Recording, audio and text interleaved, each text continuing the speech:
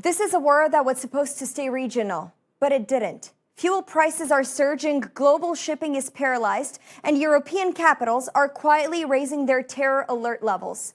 With me today is Mr. Ilan Marciano, political advisor within the Israeli government, and I will be asking him directly, how did we get here, and how does this end?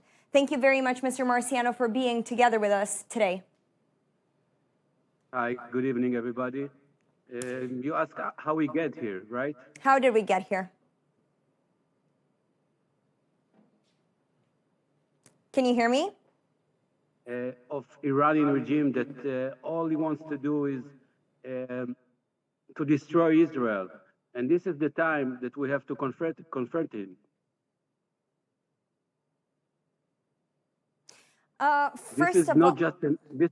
This is not just another escalation from the Israeli point of view. This is direct. This is the war that the regime in Iran built its forces for 47 years to destroy Israel. I think everybody has to know that. You know very well that when the strikes began, Israel eliminated virtually the entire Iranian command structure in a single night. We're speaking about Khamenei, the RGC leadership, the missile corps commanders. So how long had Israel been planning this operation? And at what point did you know that Washington would give the green light? Yeah, so I saw once a documentary film about Khomeini, and he woke up in the morning and drink his tea. And the reporter asked him, "What do you think about?" And he said, "I'm thinking about destroying Israel." So people have to understand this regime, this Shia regime, is all he wants to is he goes against the Western world. He wants a Shia rules. If you're not Muslim Shia, you would not have the right to exist. And if you're Israelis, we have to destroy you. So this is a war. It's not escalation. This is a war for the next generation, that they can live in peace. Further on, sources close to the Omani mediation channel say that Iran was within hours of signing a nuclear framework deal one day before the strikes began. Did Israel deliberately move to prevent that agreement, or had you concluded that any deal with the Iranian regime was structurally worthless?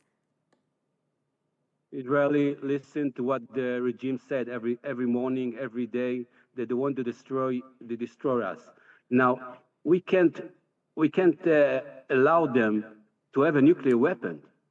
We can't allow that because it's a threat of our existence. And we have to take it off. And that's what the American and the Israeli doing right now. They're taking off all the military ability of the Iranians, of the regime Iranians.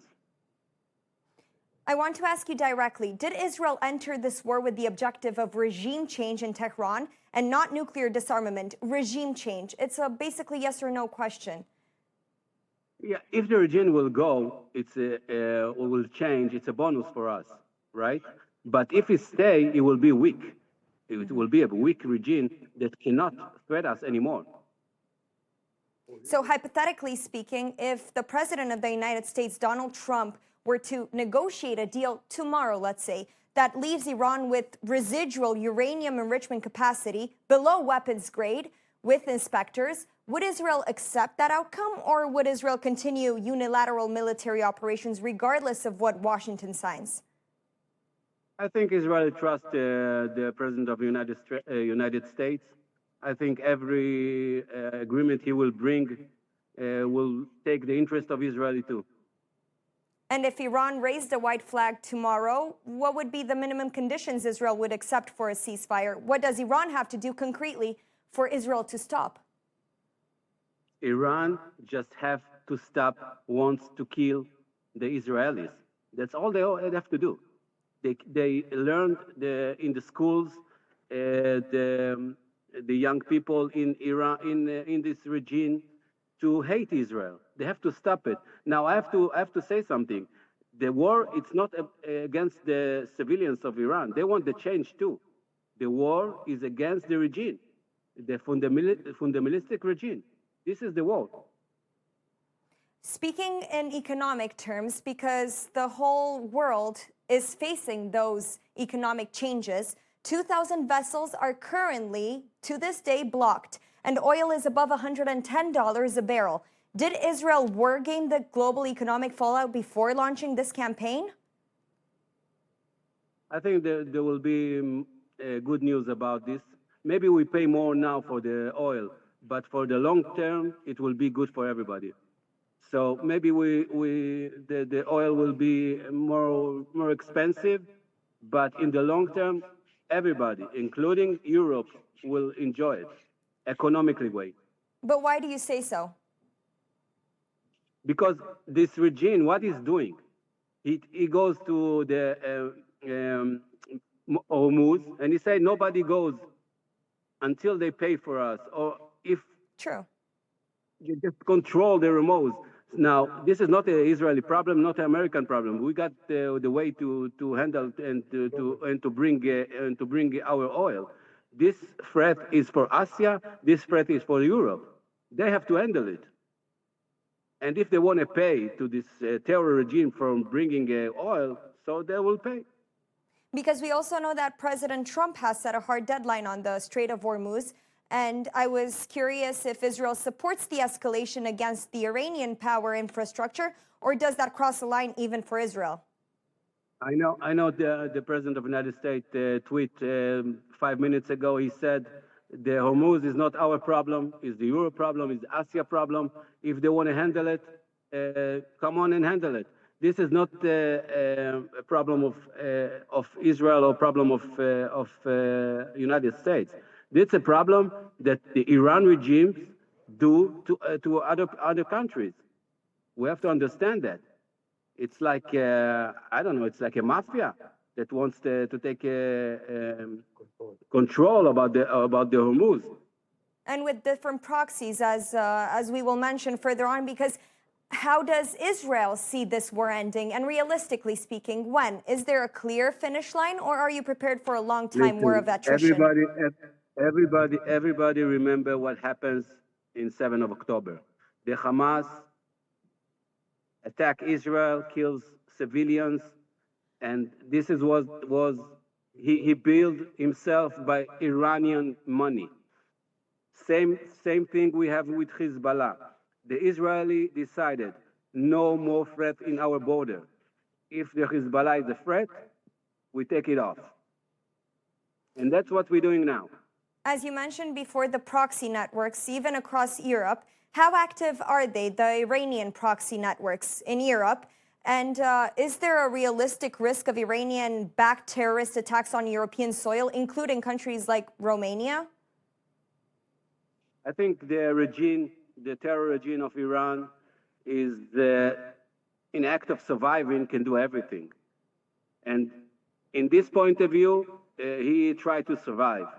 So we have to take care that he's not doing what you said and make terror in Europe. So he can do a lot of dangerous things. So Romanians should be worried. Romania might be in danger. All the European countries. So for sure, this war doesn't stay only in the Middle East. It does come closer to home. I think if we lose, the Europe will be in a big problem, because what's the Shia regime wants? He wants everybody to come for a Shia rules. What's a Shia rules?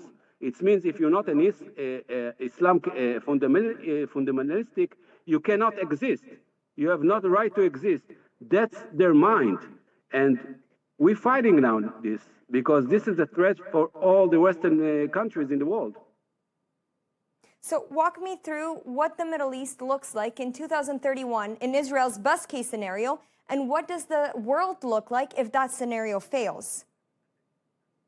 Well, if the regime will be weak, like we want, so in 2031, it will be better for all of us.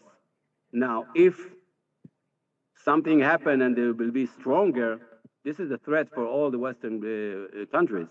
We have to deal with this. So this is not a regime that wants peace. So it might be ongoing. It might be. I don't think so, because I think what the Americans and the Israelis doing now, they take off all the ability of the military army of the regime. He's now very weak. Thank you so much, Mr. Ilan Marciano. Thank you for being with us today, and thank you for your time once again. See you in a good times.